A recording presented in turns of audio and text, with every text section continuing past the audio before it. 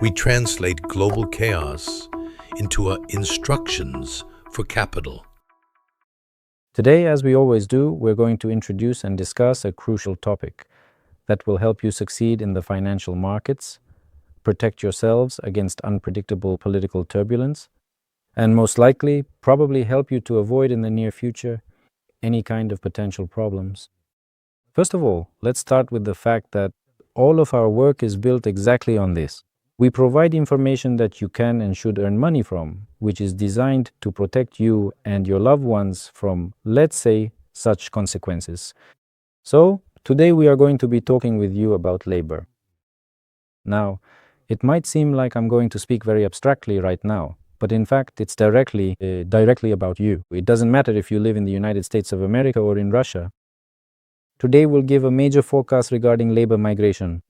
Today we'll give a major forecast on the Middle Eastern topic, how it will have an impact, what they will in principle be undertaking in the Middle East right now, and I will show you who stands to benefit. The most important thing, look at who benefits. Our weekly trading results.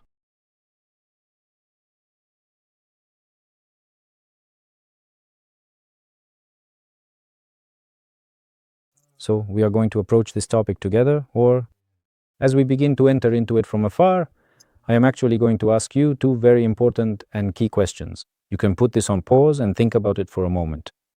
And if it matches, I congratulate you, you are an analyst. Here is the big question. Why exactly is Trump so concerned about nuclear weapons in Iran? Now you've already sat there, thought about it, probably and answered. The answer is actually very simple. This is because of the security, and I use that term in quotes, that the United States provides in the Middle East within the framework of the petrodollar Pact dating back to 1974. This agreement was signed back then under a still young Henry Kissinger, serving as a foundational element of the region's geopolitical structure for many decades since its inception. And a number of other figures who traveled there as if to their own homes and signed it. They were protecting, let's say, the Middle East in this way from the complexities surrounding the Israeli issue. Amidst the significant internal political strife and social unrest that was raging at that time in Saudi Arabia and a number of other states, yes. So they came in, successfully established a lasting sense of stability and order, and requested, well, to be compensated exclusively in United States dollars for oil in exchange for that. And since oil is a global commodity, that's how they, well, essentially gave their dollar momentum all around the world. What has happened in the last 5 years? There is this long-standing, widely accepted, and perhaps even conspiratorial, I would say, belief that Crown Prince Mohammed bin Salman, he basically abandoned this historic pact and said he would accept all currencies. But in reality, it's a much more straightforward and practical matter. They simply diversified their global sales and partially, indeed, moved away from the dollar. As soon as that happened, well, all of the subsequent economic consequences began to unfold exactly as we saw. And today I will show you a significant historical analogy. The famous petrodollar Pact of 1974 was officially concluded right after the intense Yom Kippur War of 1973. Think about it. So it already happened back then? As the saying goes, history doesn't exactly repeat itself, but it certainly rhymes quite well. So if we look back at that incredibly severe and restrictive oil embargo that was introduced back then, which OPEC introduced, I should remind you, right against the West, now basically the United States themselves have become major energy exporters and the very largest ones at that. That is exactly why such an embargo is no longer poses a significant or frightening threat for them today. But what is truly frightening and deeply unsettling? It's scary that global oil prices and energy markets can still be heavily manipulated and influenced by powerful Middle Eastern monarchies, including nations such as Iran. How do you ensure you're not kicked out of the Middle East and lose your strategic influence and regional presence? Well, that's right. You need to ensure a complete monopoly on the use of physical force. And if a state doesn't have nuclear weapons, then, as practice already shows, it has no sovereignty. If Iran were to possess a nuclear bomb, or better yet, 10 of them, then naturally, there would be no serious talk of any military action on the territory of Iran, and the Strait of Hormuz would be closed once and for all, with no alternative. This explains why the United States is so intent on preventing the emergence of a new player, equipped with a nuclear weapon, in the Middle East. They explain that they will actually wipe off the face of the earth, Israel, But in reality, Israel itself regularly starts wars as well. Take a moment to look at the various neighboring states, such as the nearby country of Lebanon, and so on and so forth. And you will be able to see it for yourself, basically. So saying that it's absolutely impossible to do without it is just completely ridiculous. And today we are talking about labor.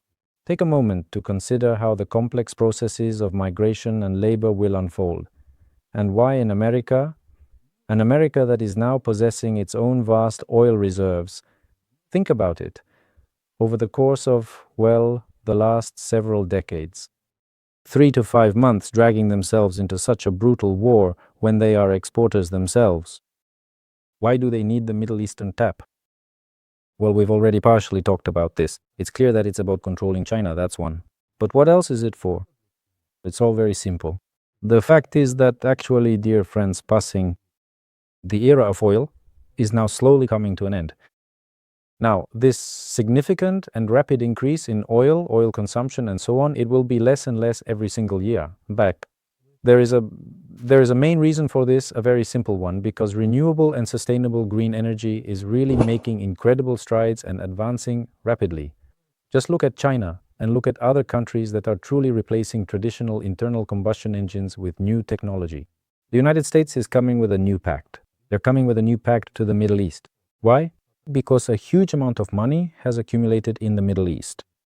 This is because Middle Eastern countries are the most significant holders of American debt. To put it in another way, these are potential buyers and consumers. This is a significant sphere of influence. By controlling these strategic gates, the Iranian issue and the oil issue in general, it becomes possible to effectively impose their new pact. Impose it on everyone. So it is crucial to recognize that oil no longer holds the position of being the world's primary commodity. That's important to understand. The most vital drivers of the future will be advanced technology, cutting-edge artificial intelligence, global networks, and big data. And so America, through its focus on green technologies and its highly developed service-based economy. Yes, everyone uses Windows, everyone uses companies like Apple, so their data centers and so on are expanding their influence across the entire globe again. So it used to be the oil industry, but for the next 20 to 30 years, this will be the new dominant theme, this technological shift. And in order not to lose to China, so that China cannot influence this in any way, they come with this agenda, they seize this Middle East, cutting off China's potential. And already Europe and various other regions are entering there with their technologies and will continue to invest significant capital for many decades to come. Stablecoins were invented for this purpose.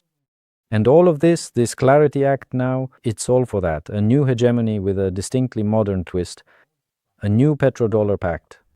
It will be a digital dollar pact. Remember this name. And if in the 20th century this dollar stability was ensured by the fact that every state needed these dollars in order to buy essential oil and global resources, well, right now the US dollar and this entire American jurisdiction is anchored by the simple fact that any modern economy claiming leadership or even just a civilized way of life absolutely needs this direct access to advanced American technology. Look, we all use these tools like ChatGPT, Gemini, and so on every single day. And between China and the US, there is currently, in this sense, it was a war, but to be fair, they are still the undisputed leaders. Oil is fragmenting its share in providing this global energy independence, or the overall levels of energy consumption in the world is falling. And those who maintain control over the complex algorithms and the chip architecture, these, right? You've seen it in Taiwan. Regarding that Taiwan issue, it is not the island of Taiwan itself that everyone is focused on. What is actually needed is the chip factory, which is currently a significant and persistent thorn in the side of the Americans. Check out our regular reports in the Realized Forecast section on the Era of Change website. So, how can we put this into practice right now? Now, you clearly understand that the Americans aren't going to the Middle East just to pump oil and sell Venezuelan oil there for their own benefit. It's one of the income sources, but not the main one. Well, it seems that these patterns of international labor migration and flows will now start to undergo a shift very rapidly. First, we now know that the United States of America is actively claiming a brand new position to become, exactly as I predicted in my statements 5 years ago, a forecast of a major new global technological and industrial superpower.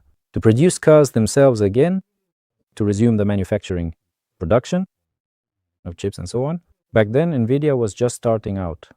steadily gaining momentum in an effort to try and take the lead in global armaments once again, and so on. That is to say, they wanted to push aside all the major manufacturing powers that worked as low-cost outsourced factories, such as China and other similar countries. But there's a part of production that makes no sense to bring, say, to America. That is exactly what we are seeing being shifted right now toward the ASEAN nations. Well, for example, we have specific countries like, as you know, Thailand and Vietnam. A significant part of some of the more basic or simple production lines is moving there, particularly where low-cost stamping is heavily needed to keep costs down. This transition shows how global supply chains are restructuring across the Southeast Asian region today. So they send it there, circuit boards, microchips, and so on.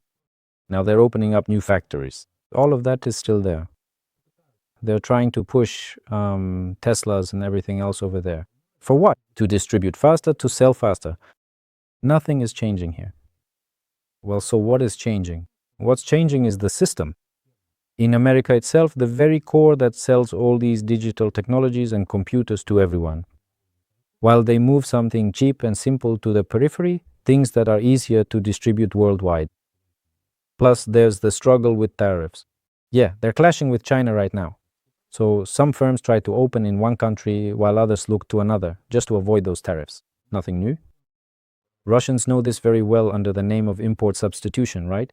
This means they buy goods in China, ship them to Kyrgyzstan, for example, and then from Kyrgyzstan to Russia. That's how import substitution turned out. It's also called parallel import. Visit the Era of Change website or app to subscribe using credit cards or cryptocurrency. So, what is the important point we should understand right now? What this actually means is that, first, the ongoing flow of dedicated labor migrants from Europe to America is expected to continue into the future. America will try to suck out of Europe skilled personnel who are capable, first, of the setting up and organizing of all these factories and production on its own territory. Second, from nations across the Middle East. We understand that there will be instability there. I've just finished explaining the reasons behind this phenomenon. Significant and large enough flows of people will naturally move toward more developed nations, specifically those within the European Union. Consequently, what we will see is a swap where less skilled individuals originating from the Middle East and Central Asia will begin to head for Europe in much greater numbers. To Russia, the South Caucasus. Yes, our vulnerable southern soft underbelly, including the Caucasus region as well. Major nations like Turkey will also take in and effectively absorb all of these various influences to establish significant new strategic alliances. This specific belt is going to undergo significant development, particularly the one that is primarily aimed at facilitating the efficient transit of various goods across the region. As this process unfolds, we are likely to witness a major shift, so to speak, moving away from the global south and heading toward the global north, or more specifically, focusing on the Central Eurasian middle part of the world map. How will this affect you? First of all, how exactly is this going to affect Americans? America will primarily be forced to deal with significant competition within the United States of America. And I said that the dollar will be devalued over the course of the next few years. Consequently, Americans will face a noticeable decline in their overall standards of living. So in America, Americans will live worse because the dollar will be devalued against other currencies, but at the same time, the competitiveness of American goods will grow, and they'll start taking advantage of that to trade. And alongside this, they'll also be bringing in immigrants, including, for example, from Europe and the Middle East as well, and from China too. What will they try to do? They are going to manufacture their production entirely within their own country, especially the key components. Within the next 2 to 3 years, mark my words, America will fully deploy its production. And I firmly believe they will still be competing and fighting over critical rare earth minerals or metals, to be more precise. They will likely work to secure specific mineral deposits and various highly strategic geographical locations across the globe that are considered the most accessible and easiest to develop.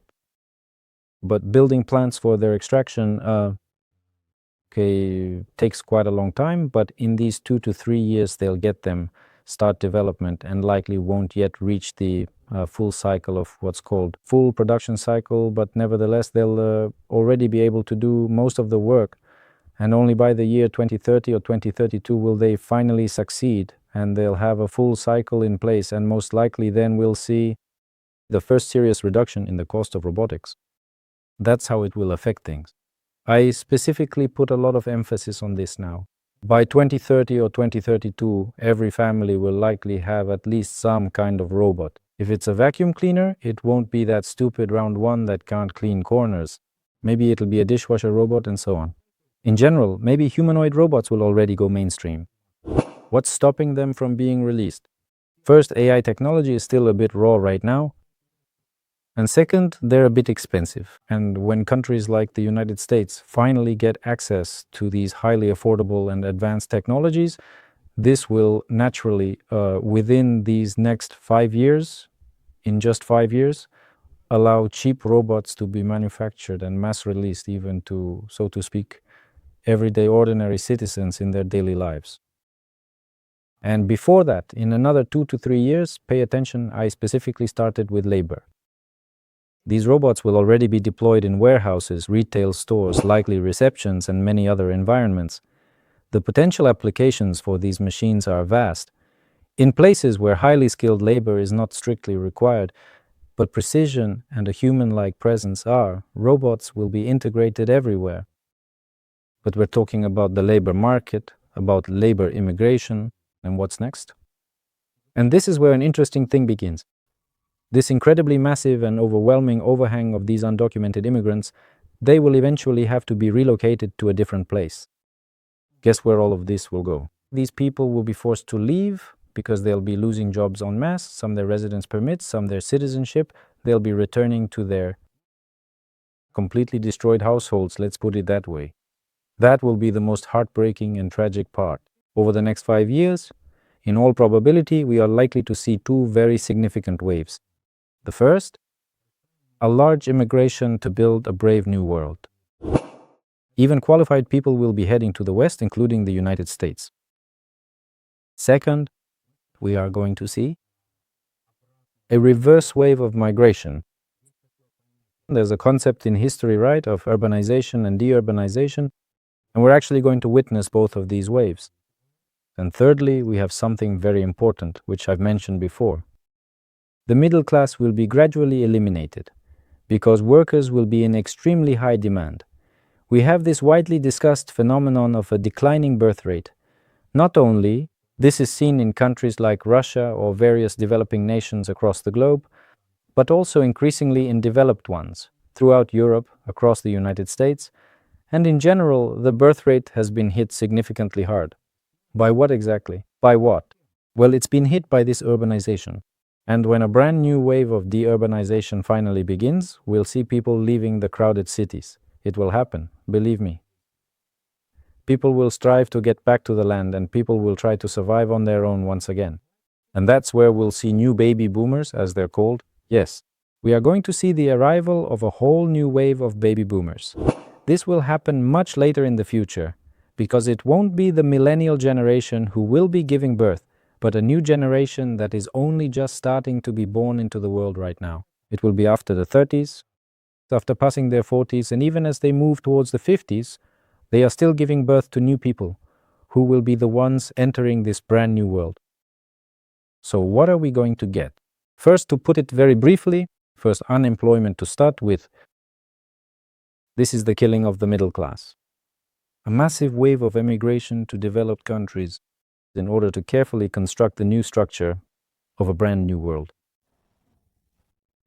Then, many of these very same individuals will eventually return, even for their retirement, choosing to relocate to various third world countries or back to their original homelands, including Europe. And in parallel, all of this will be closely accompanied, as I've previously mentioned, by the robotization of everything. In other words, they are building advanced robots now that will eventually displace them from the workforce. It is only after that point in time that a new paradigm of social development will finally emerge, in which people will occupy a fundamentally different position in society. Only then, after 2045, and after two major wars, and I mentioned India-Pakistan, which is an emerging conflict that few see yet, but it is a conflict that will inevitably occur. This is a point of critical importance for us all. The concluded Russia-Ukraine conflict will merge into a great Soviet Union. Consider the entry of some even major European countries into this new great Soviet Union, a return already to this new Soviet Union from far abroad. And for example, from the United States of America already back to the Soviet Union, Just imagine that for a moment. A German citizen departed from East Germany, say from Berlin. He left for the United States of America to build a factory, and eventually returned 5 years later to the Soviet Union. That's the kind of amazing fate that can happen to people. Everything we are seeing right now is a new socialist kind of ideological communist turn. It is being forced upon us. It is a new era of post-capitalism, my dear friends. You've probably heard about it. I've said something like this before. Now that you've heard what I've just said, you will see, as if following a blueprint, the fulfillment of this forecast one by one. I am practically convinced that humanity is about to make an unprecedented and transformative technological leap over the next few years, a truly massive one, a profound shift in how our entire society functions, and, unfortunately, this will likely come through devastating global wars and immense tragic bloodshed.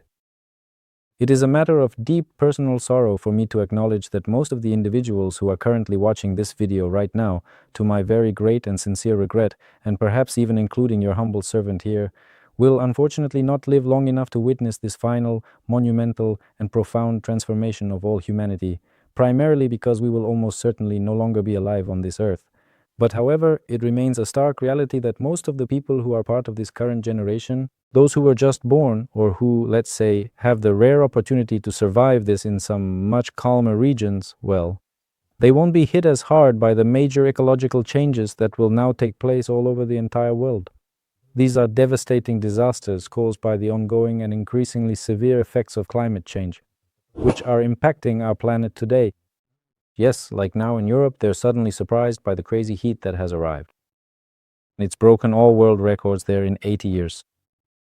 Well, this is only the beginning, friends. In nations across the southern hemisphere, and throughout the Middle East, it will very soon reach the point where being there will become entirely impossible in principle. Absolutely and completely. Frightened people will hide deep underground, just like burrowing wild animals. That is my forecast. To be honest, I really tried to convey two important points to you today. First, you need to be prepared for the fact that you can, and you absolutely must be mobile, my friends. There are two very important reasons for this.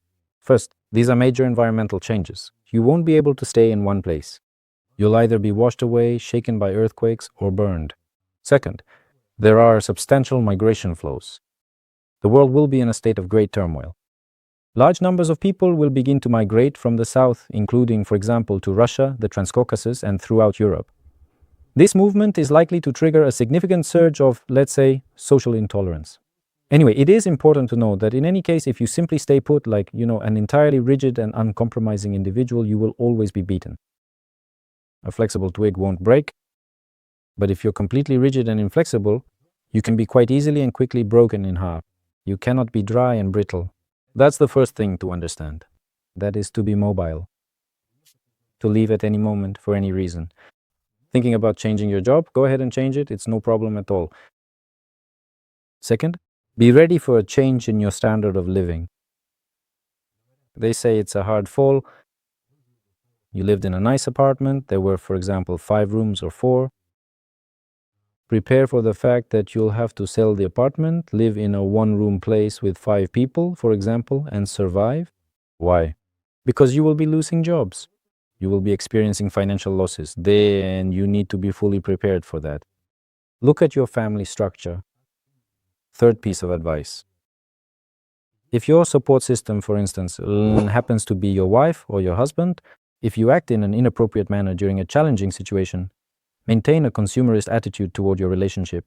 Or if you have some problems already, right now there's a very high probability the family will eventually break apart and the children will stay with one of the spouses, and in some cases they'll even go to an orphanage.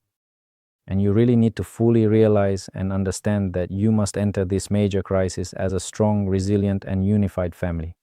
If that foundation is not there, then I truly offer my deepest condolences to you, because you will likely not be able to survive this difficult period as a single unit of society. That is point number 3. And fourth, building up your financial reserves and so on and so forth. If you haven't built them up yet, and if there is even the slightest possibility to allocate and set aside some extra money for the next year, 2 or 3, I assure you this could actually ultimately end up saving your life. That is to say, this is something you absolutely must do. Well, for example, you buy gold coins, put them away. You need to have enough for, say, 6 months of living. Why? Because at the exact moment when this enormous and overwhelming wave of migration begins, it will completely wash you right out of the market, and for a very long time, perhaps most likely, you will be going around and looking for absolutely any kind of employment or work, even as a janitor, just so that you have something. And I would also like to bring up a few other very important points for you to consider. 5th, 6th, 7th, 8th, 9th, but these are already, as they say, just the finer details. That is, you have to look at each person individually. Maybe it's worth immigrating, or maybe it's worth, pooling some capital, or that is maybe on the contrary, diversifying. In short, this is already complicated, time-consuming, and there's no need to get bogged down in them. The most important thing is to be prepared for these changes. Regarding the market today, I'll put it very simply. We are waiting for an American strike on Iran, waiting for the response, waiting for the continued rise in oil prices. I continue to hold all the same positions that I was holding, say, a week ago. Well, with a few exceptions, I definitely publish everything on our resource. In terms of general expectations, absolutely nothing has changed for me. So therefore, I don't really have anything to add regarding the market today. I truly hope that our episode was very useful for you. Our viewers in Russia will see this video there on Friday, as they usually do every week. Viewers in the United States, Europe, and in other languages will see it a little bit later. But believe me, it won't lose any of its relevance over the course of a few days. Staying in touch with everyone? If I was helpful, I'm glad. Subscribe to our resources. Take a look at our website, log into your personal account. We have a portfolio there, it is free of charge. It will help you to put together a well-structured portfolio. While, relying on the experience of the world's leading economists, you will be able to create your own risk profile there as well. To do, in general, everything that is important for an investor, for a person who, in principle, manages capital. And please take notice of the fact that you will be able to do all of this entirely by yourself and completely for free. Well, and then during next week, we will definitely be talking about the current state of the market much more closely, especially because the month of June is coming. And in June, you already know my forecast, it is going to be a fun, big, and apparently quite a significant and very interesting time for everyone involved. It is quite likely that this is rather an unfortunate and somber occurrence, which will certainly have a profoundly significant and lasting effect on the global markets. Stay in touch with everyone. Bye. We're giving away 3 website subscriptions every month. Just 2 simple steps. Subscribe, leave a comment, and you're in.